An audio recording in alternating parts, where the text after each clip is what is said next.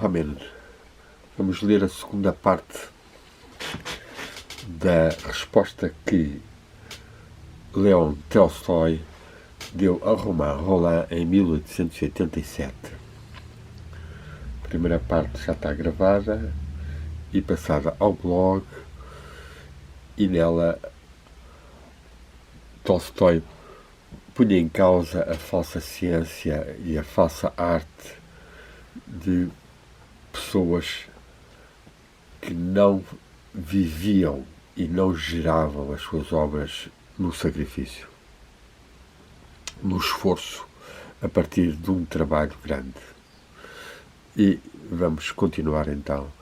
Os produtos da verdadeira ciência e da verdadeira arte são produtos de sacrifício e não de se obterem certas vantagens materiais ou resultarem dessas vantagens materiais. Mas então, em que se tornarão as ciências e as artes? Quantas vezes ouvi esta pergunta feita por pessoas que não se entregam nem a uma nem a outra e que não têm sequer uma ideia pouco clara do que são as ciências e as artes. Dir-se-ia que essas pessoas não têm em mira senão o bem da humanidade, o qual, segundo a sua crença, só pode ser obtido pelo fomento do que eles chamam ciências e artes. Mas é lá possível que haja pessoas deslocadas para contestar a utilidade das ciências e das artes?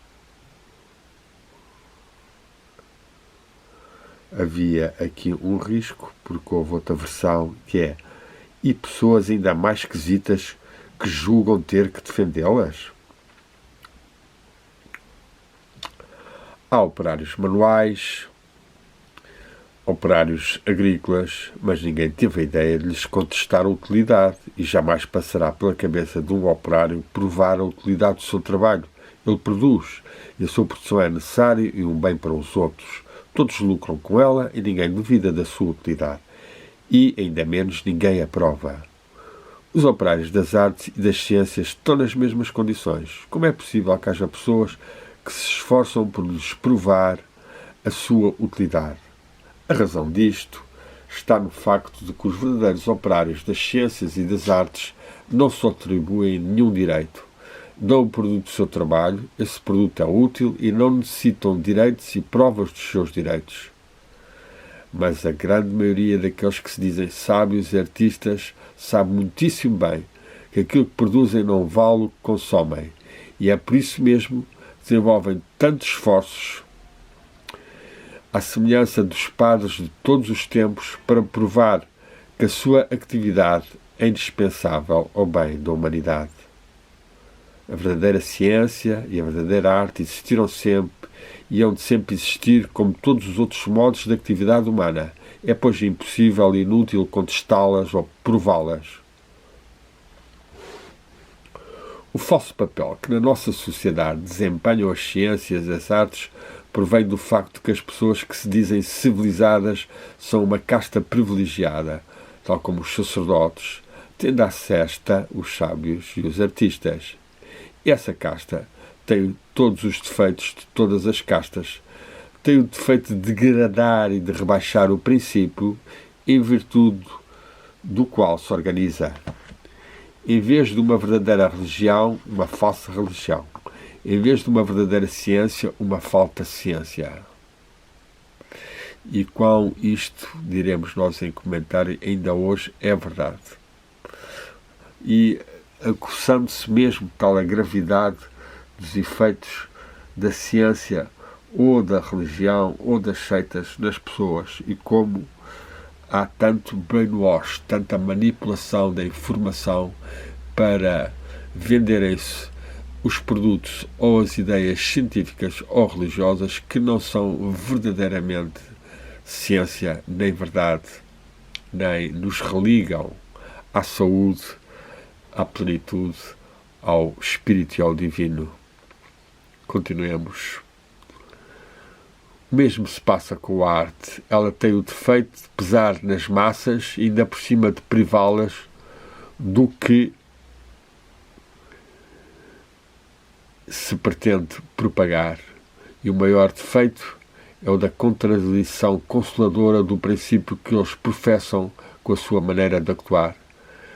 Excetuando aqueles que sustentam o princípio inepto da ciência pela ciência e da arte pela arte, os partidários da civilização são obrigados a afirmar que a ciência e a arte são um grande bem para a humanidade. Esse bem consiste em quê? Quais são os sinais que nos permitem distinguir o bem do mal? Os partidários da ciência e da arte evitam responder a estas perguntas. Pretendem mesmo que a definição do bem e do belo é impossível. O bem em geral, dizem eles, e o belo não pode ser definido. Mas mentem. Desde sempre a humanidade, no seu progresso, não fez outra coisa que não fosse definir o bem e o belo. Mas essa definição não lhes convém. Ela desmascara a futilidade, se não mesmo os defeitos nocivos contrários ao bem e o belo do que eles chamam as suas ciências e artes. O bem e o belo estão definidos desde há séculos. Os brahmanes, os sábios dos budistas, os sábios dos chineses, dos hebreus, dos egípcios, os estoicos dos gregos definiram-no e o Evangelho demarcou-o de maneira mais precisa. Tudo o que une os seres humanos é o bem e o belo. Tudo o que os separa é o mal e o feio. Toda a gente conhece esta fórmula. Está escrita no nosso coração. Para a humanidade, o bem e o belo é o que une os seres humanos. Pois bem, se os partidários das ciências e das artes tivessem efetivamente por objetivo o bem da humanidade, não ignorariam o bem do ser humano e, não ignorando, não cultivariam senão as ciências e as artes que conduzem a esse objetivo. Não haveria ciência jurídica, ciência militar, ciência da economia política, nem da finança, que apenas têm em mira o bem-estar de certas nações, ou se quisermos, de certas classes ou de certas pessoas, em detrimento das outras. Se de facto o bem tivesse o critério da ciência e das artes, jamais as pesquisas das ciências positivas, completamente fúteis em relação ao verdadeiro bem da humanidade, teriam adquirido a importância que têm. Nem, sobretudo, o produto das nossas artes, que, na melhor das hipóteses, apenas servem para desentediar os ociosos. Ora, temos aqui uma crítica forte, um bocado utópica, um bocado realmente produto da sua valorização muito grande de uma revolução, no fundo, camponesa quase, ou dos campos, e de uma pureza e de uma moralidade bastante rigorosa, ascética, minimalista, de vida simples e natural, face a tanto bem e a tanta complicação da ciência e das sociedades modernas. Mas continuemos a ouvir o verbo flamejante e altamente revolucionário de Tolstói, um homem que tinha uma aspiração à verdade, à justiça e à liberdade muito, muito, muito grande, e que se lançou com toda a sua energia a lutar contra os moinhos de vento que via erguerem-se e os espantalhos que via controlarem a humanidade.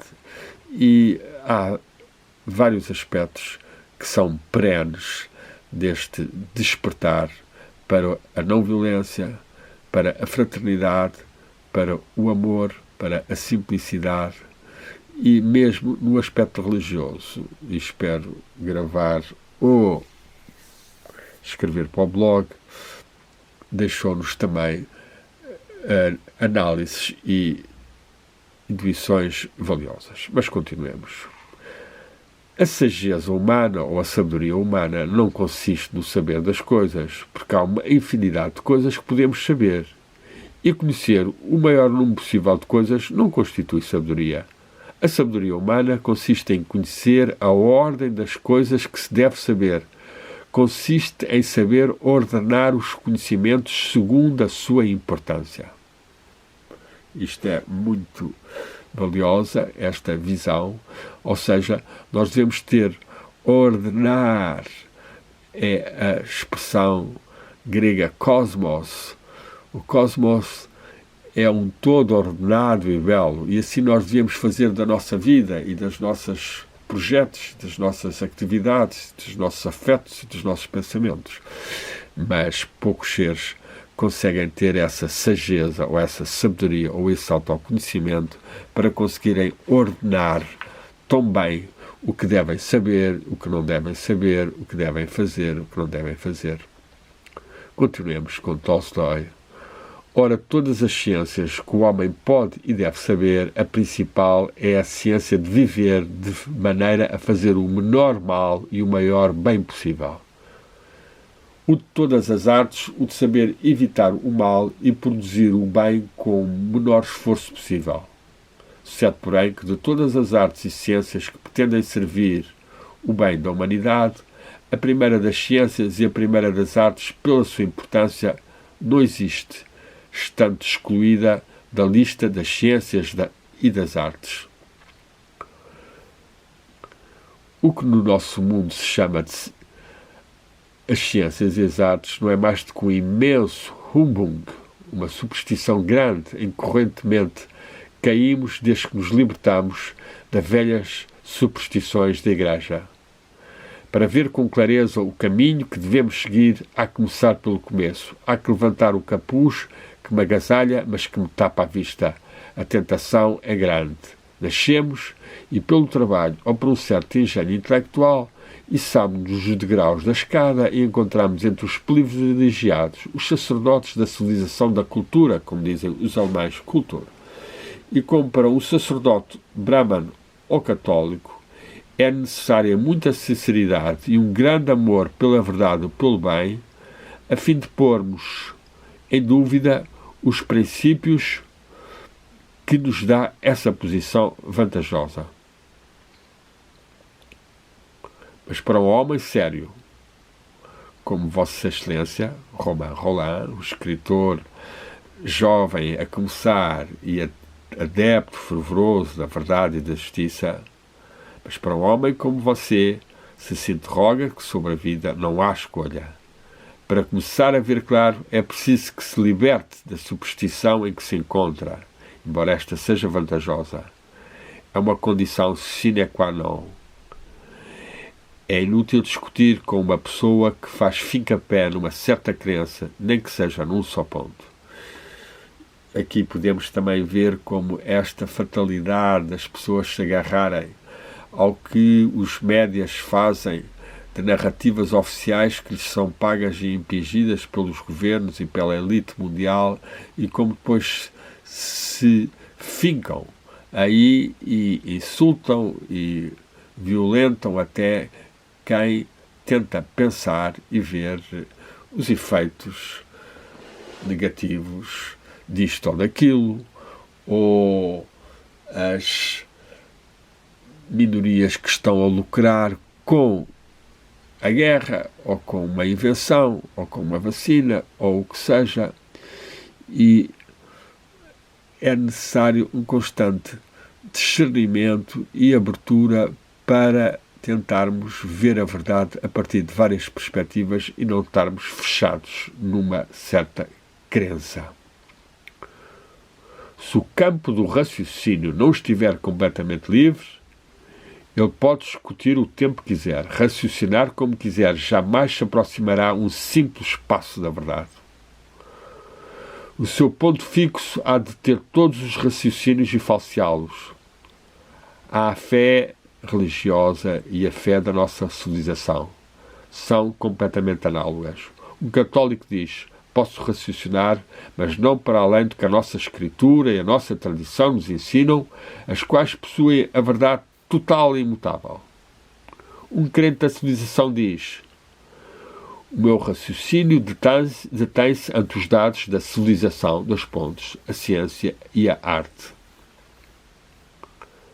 A nossa ciência é a totalidade do verdadeiro saber do homem. Se ela ainda não possui toda a verdade, há de vir a possuí-la. A nossa arte, com as suas tradições clássicas, é a única arte verdadeira.